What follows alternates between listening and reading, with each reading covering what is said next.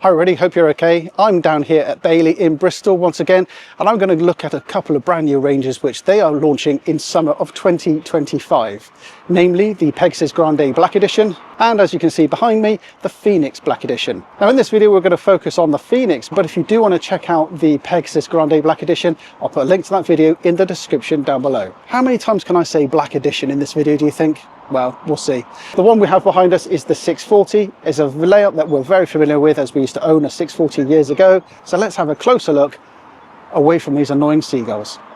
So before we take a closer look at this model, let me just give you a broad overview of the range. There are 5 different layouts, all of which are single axle, and we lose the 762 layout from this range that we had last year. The 420 is the only 2-berth caravan in the lineup, and the rest are all 4-berth caravans. If you're interested in the technical specifications of this 640 or indeed the entire range, here are the specifications of the 2026 Black Edition range. The big thing to notice here is the weight gain on the 640, the 642 and the 644, each of which has gained 31 kilograms, whereas the 440 gains just 2 kilos and the 420 remains the same.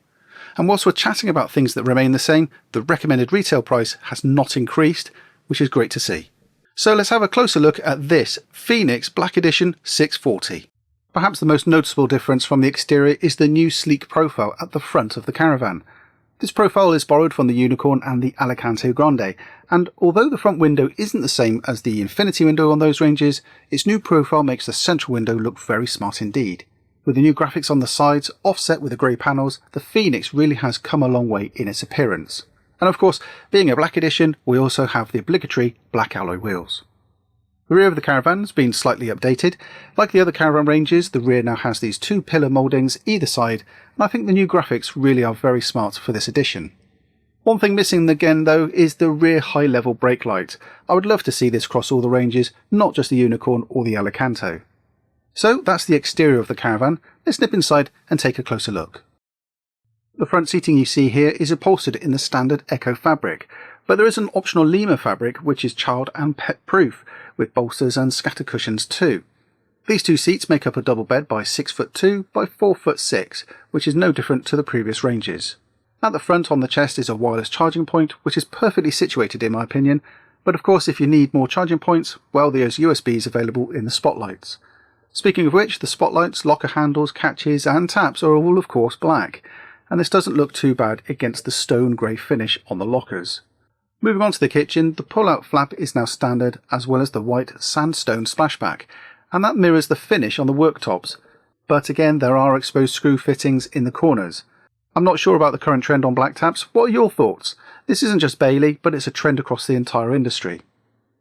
There is a big change though when it comes to the cooker. No longer are the cookers covered with a worktop, and also the cooker no longer has a separate grill and oven. I personally don't mind this, but the loss of the cover over the cooker is a step backwards. We always use our cover, especially when we're washing up. Opposite the cooker is the fridge, and this is a 92-litre fridge, above which is the countertop, and I'm so glad to see the media dog has now been removed. It provides more space to place a television and other knickknacks that you may have.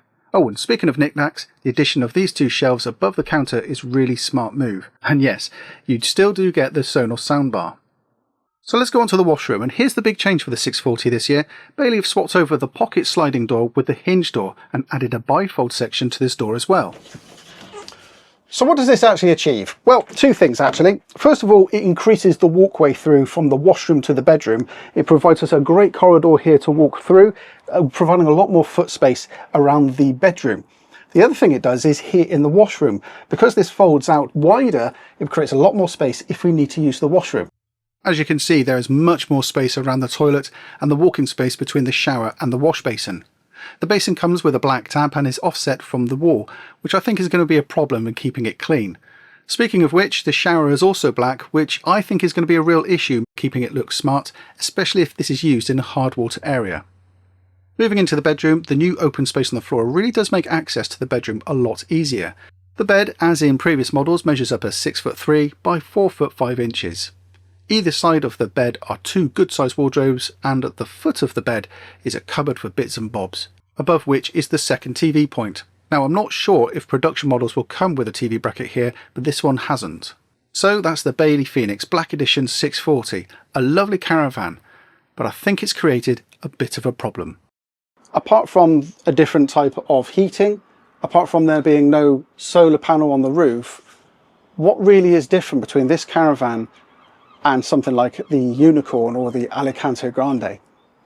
Well, not a great deal. You have everything you want in here. You have everything you need. It's a small caravan, which is beneficial in a number of ways, but it's the way it makes you feel.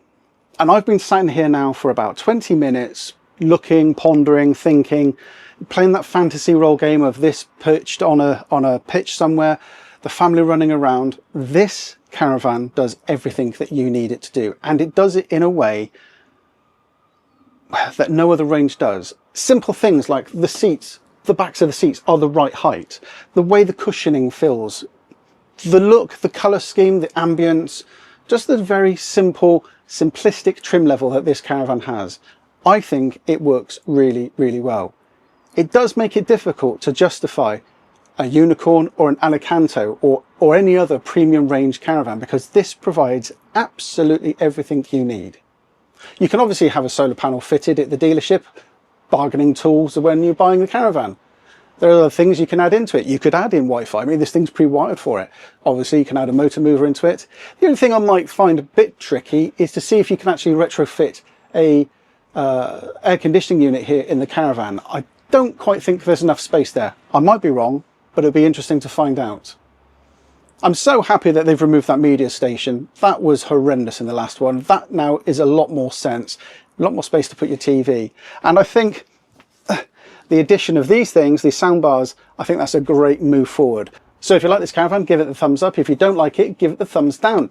Please do hit the subscribe button and the notification icon, because in the very next video, we're going to be looking at that thing over there, which is the Pegasus Grande Black Edition.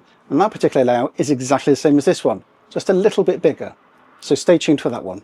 So that's it. Thanks for watching, everybody. Take care. I'll see you very soon.